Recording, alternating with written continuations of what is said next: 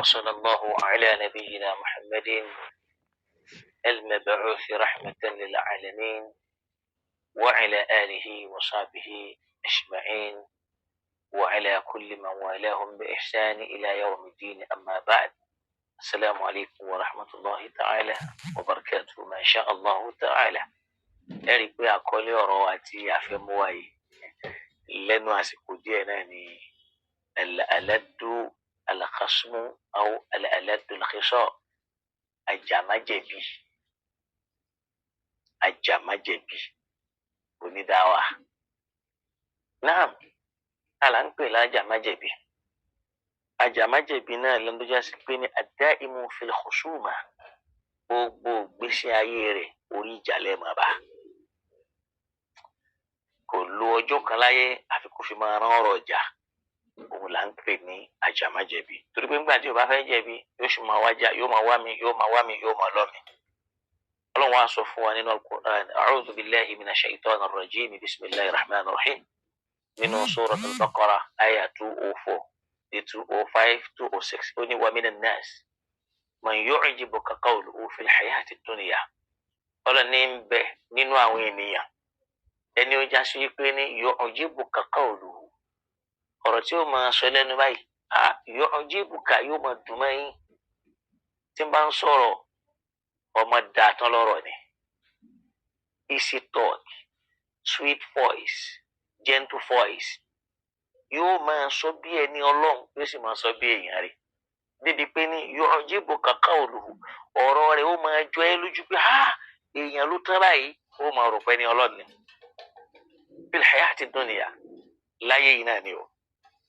wa yushhidu Allaha ala ma fi qalbi, tí máa ń sọ̀rọ̀ yóò sì máa ní wallahi summa tallahi summa billahi, yóò ti máa wínú ala ma fi qalbi. láti jẹ́ kẹ́ ẹ máa rí wípé bóyá bó ti rí inú ọ̀rọ̀ yẹn náà lórí inú ọkàn, yóò máa fi ọlọ́run jẹ́rìí tí ń bẹ nínú ọkàn rẹ̀. ọlọ́run nírú ẹni bẹ́ẹ̀ wa huwa aladdu al-khisam, àjàmájẹ̀bi sí ni. ọlọ́run sì nìkan lọ́ba tó yẹ kó já àjàmájẹ̀bi, èèyàn ò gbọ́dọ̀ já àjàmájẹ̀bi. ọlọ́run nírú àwọn èèyàn bá ní. wa isa tawalla fil ardi, tó bá wá kó omi tó ti sọ̀rọ̀ tó sọ ní tẹ́yìn ń fojú èèyàn rẹ̀ wò ní. sa'a li yufsida fil ardi, yóò wá lọ máa balẹ̀ jẹ́. ìbàjẹ́ tí ó máa ṣe ní kọ̀rọ̀, ìbàjẹ́ tí ó máa ṣe lẹ́yìn, ìbàjẹ́ náà lágbára. La ilaha illallah. irú ẹni bá ní, ó máa rí wípé àwọn àrà tí ó wà máa dá náà ni pé tó bá pẹ̀yìn dà tán, sa'a li yufsida fil ard, yóò lọ máa balẹ̀ jẹ́. ọ̀tọ̀ níbẹ̀ tí máa rí lójú ayé, ọ̀tọ̀ níbẹ̀ tí máa rí ní kọ̀rọ̀. yóò wá máa fi ọlọ́run jẹ́rìí sí kọ̀rọ̀ tí ò dáa, tọ́lọ́run sì mọ̀ pé kọ̀rọ̀ rẹ̀ ò dáa, nítorí kẹ́lẹ́ máa gbà yí pé kọ̀rọ̀ rẹ̀ dáa. wa yuhlika al-hartha wan-nashla.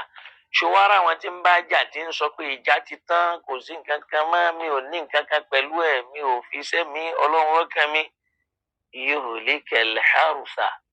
yóò máa wá bí ó ti pa gbogbo ohun tí wọ́n ṣiṣẹ́ fúnnú ayé wọn, bí ó ti destroy ẹ̀. al-hartha ń tẹ́nìkan kójọ tó ṣe wàhálà lé lórí, tó ti kójọ, yóò tún máa fi ṣe fáàrí pé mo ti ta gbogbo nẹ́tíwọ̀kì wọn rú, gbogbo dáwà wọn, mo ti ta gbogbo ẹ̀rú, mo tú tẹ́ǹtì wọn ká. bẹ́ẹ̀ máa fi ṣe fáàrí. yuhlika al-hartha, yóò destroy gbogbo nẹ́tíwọ̀kì ẹni yẹn. wan-nashla, yóò sì bùkátà àti bá tiẹ̀ jẹ́ lórí ọmọ. bẹ́ẹ̀ sì rèé, inna Allaha la yuhibbul fasada, ìbàjẹ́ nìkan yẹn ọlọ́run ò fẹ́ràn bàjẹ́. wa idha qila lahu ittaqillaha, tó bá tún wá ra àwọn èèyàn tí wọ́n bá sọ fún pé bẹ̀rù ọlọ́run, bó ti ń ṣe yóò dáa, ṣé wọ́n nìkan ni akhadhathu al-izzatu bil ithmi, bó ti tó lójú ara ẹ̀ yẹn, yóò tún wá gún, yóò wá tún fi dáná jù bẹ́ẹ̀ lọ́dọ̀ ọlọ́run. ìgbéraga ogun. wọ́n bá wá ní ìtàkì òun yìí fẹ́ gbọ́ kán sọ pé ittaqillaha gbogbo ẹ̀ ń bá ti sọ fún pé ittaqillaha wọn ó di ọ̀tá ọlọ́run ọ̀tá ẹ̀sìn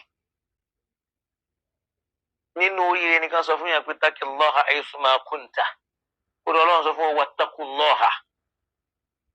wattaqullaha la'allakum turhamun ẹ máa bẹ̀rù ọlọ́run kẹ́ ẹ lè ránu ọlọ́run ni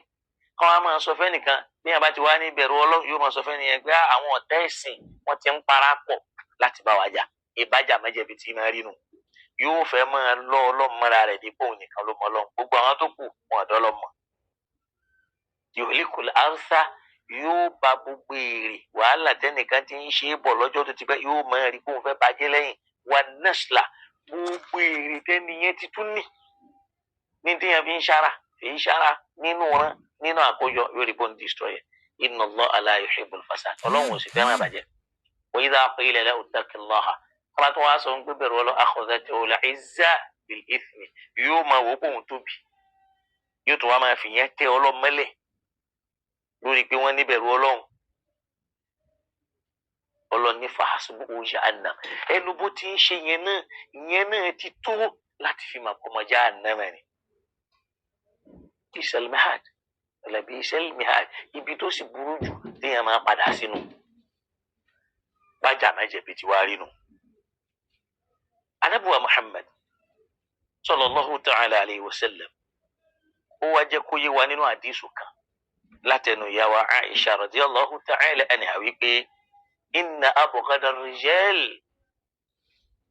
ila Allahi al-aladdu al-khasm ẹni tọ́lọ́wọ́n bá kórìíra jù láyé tọ́lọ́wọ́n kórìíra jù láyé nínú ènìyàn náà ni al-aladdu al-khasm náà làjàmájẹ̀bi àjàmájẹ̀bi ẹni tọ́lọ́wọ́n kórìíra jù láyé òun náà ni àjàmájẹ̀bi. máa gbọ́ inna abghada ar-rijali ila Allah inna abghada ar-rijali ila Allah al-aladdu al-khasm ẹni ọlọ́run kórìíra jù láyé nínú ènìyàn náà làjàmájẹ̀bi tí wọ́n sọ pé ó tó kò ní tó yóò rí bóun fẹ́ bá tẹni tí ń bá jà yẹn bóun bá ti bá tiẹ̀ jẹ́ kò ní gbà. أنا محمد صلى الله عليه وسلم في الحديث عن عبد الله بن عمر رضي الله تعالى عنه أن النبي قال ولا النبي صلى أربع من كن فيه كان منافقا إوامني كان به تنبان بلاري كان منافقا خالصا أني وجلو منافقين تيوسين كان ميتالي تكوجا منافقي ومن كانت فيه خصلة منهن كانت فيه خصلة من النفاق أما تي يباني كنينوه تباني كنو مريني يوما تمسي بي ìkànnínú wa nífàkù ní ń bẹ lára rẹ̀ àti ayédáhà àfi tó bá filẹ̀ tí ó bá wù mọ́. aláwọ̀kọ́ ni pé idha tumina khana tẹ́ bá bá a ṣe tẹ́ ẹ fọkàn tẹ́ yóò jàmbá yín tẹ́ bá bá a ṣe tọkàn yín balẹ̀ sí yóò jàmbá yín wa idha haddatha kadhaba tó bá sì sọ̀rọ̀ ẹ má jókòó díẹ̀ torí pé rọ́ nípa wa idha ahada ghadara tó bá ṣàdéhùn fún yín pé ẹ má wọrí yóò padà yí àdéhùn yẹn wa idha khasama fajara tó bá sì bá yẹn jà yóò máa jàjà yẹn níjà kó mọ̀ tán gbogbo nǹkan ni yóò máa fi ṣe yóò máa da ojú ìjà yẹn rú tó bá ti ń gba bí ní ọmọ gbọ̀hún nítorí kò fẹ́ jẹ̀bi fujur yóò máa wọ ọ̀daràn láti máa fi jà yóò máa wọ ọ̀daràn láti máa fi kojú àwọn tó ń bá jà kí ló sì máa sábà fà á téèyàn fi ń jẹ àjà mẹ́jẹ̀bi ìgbéraga àti mọ́tòmọ́tò àtijọ́ rẹ̀ ní lójú táwọn Nabi sallallahu alaihi wasallam ní al-kibriya uridahi àtọ́lọ́lọ́n sọ bẹ́ẹ̀ pé al-kibriya urida ká sọ pé àwa la tóbi tó báyìí ọlọ́run ló ní ó fi nǹkan rẹ̀ dé aṣọ wọlé azimatu izari tó mú azima mọ́tòmọ́tò tó fi yẹn dágọ́bẹ̀ sísàlẹ̀ wa man shakka fi iman bí yẹn bá wá bọ́ lọ́n dún méjì tó bá dún méjèèjì qata'tuhu fi an-nari wala hubali ọlọ́run ó já sínú náà tọ́lọ́run ní wo bẹ́ni náà ti jẹ́ èèyàn gbọ́dọ̀ péré ẹ̀ ní nǹkan ọlọ́run nìkan ní nǹkan. Al-Qur'ani wá júwe ajàmájẹ̀bi nínú tẹ́ fi mọ̀ lára tí ó máa wà lára wọn ni pé wọ́n ò fẹ́ kẹ́ ẹ máa ròyìn àwọn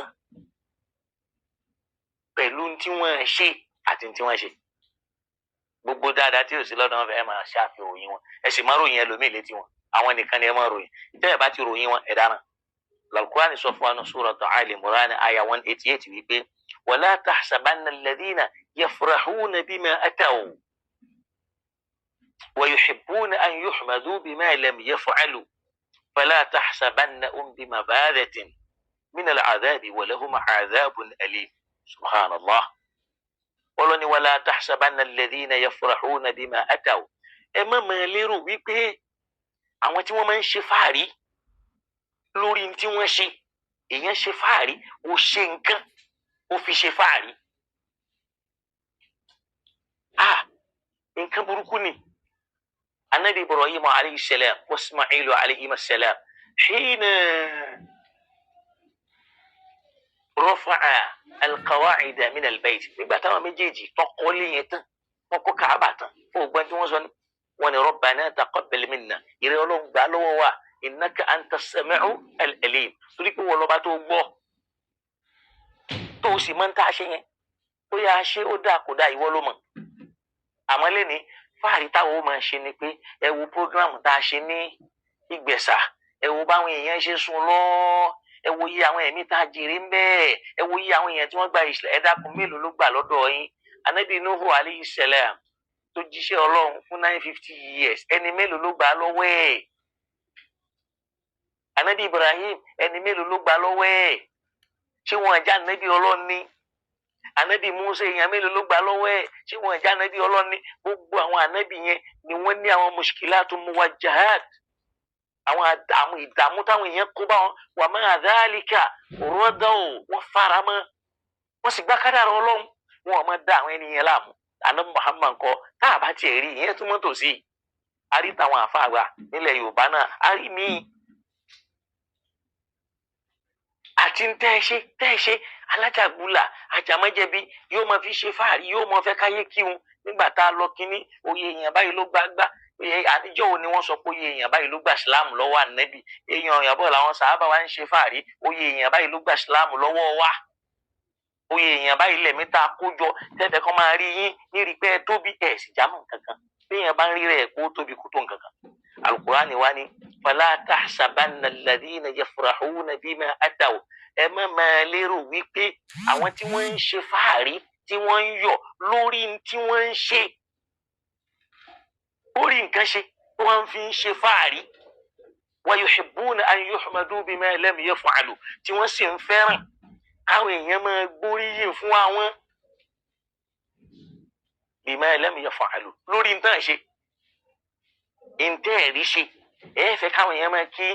àyífẹ́ kan èèyàn máa kí yẹn náà ìyẹn ló ń bí ọ̀pọ̀lọpọ̀ àfáà léni tá a fi ń lo fake life à ń lo fake life òwúrọ̀ ọmọdé tí ò tó nǹkan yóò máa tẹ̀pa bí èèyàn bá fẹ́ tẹ̀pa yóò ní di irú ọ̀pá wo ló wà lọ́wọ́ tiẹ̀ fi sínú sìgá lọ́jọ́ orí tí ò tó nǹkan ìwọ náà ti sáré di ṣe wọ́n ti ń pè é lágbàlagbà ó fẹ́ di wòlíì àwọn àgbàlagbà gan olú ọ̀pá èmi ó máa halẹ̀ bí ipò wọn àtọ́lọ́run jọ ń rí láwọlé mahfuz ó sì kó nu lẹ́lẹ̀ gbogbo tó ń pè ní kàrámù yẹn lọ́lọ́run fi kàrámù àwọn tí ò sí nínú ìjẹni Ọlọ́run tó bá ń sọ wípé o lè pe àlìjẹ̀nú jáde lára èèyàn ṣe báwọn kèfèrí tí wọ́n jẹ́ kùfàr tí wọ́n ń bọ gíbọ̀pẹ̀ àwọn náà ń pe àlìjẹ̀nú kúrò lára èèyàn tó bá ló lè pé àwọn wòlíì àwọn pásítọ̀ àwọn náà ń lò gbálẹ̀ wọ́n fi ń pè jálẹ̀ lára àwọn èèyàn. La tahsabanna alladhina yafrahuna bima ataw ẹ má lè máa lérò wípé àwọn tí wọ́n ń ṣe fáàrí lórí tí wọ́n ṣe lórí tọ́lọ́wọ́n bá wà yìí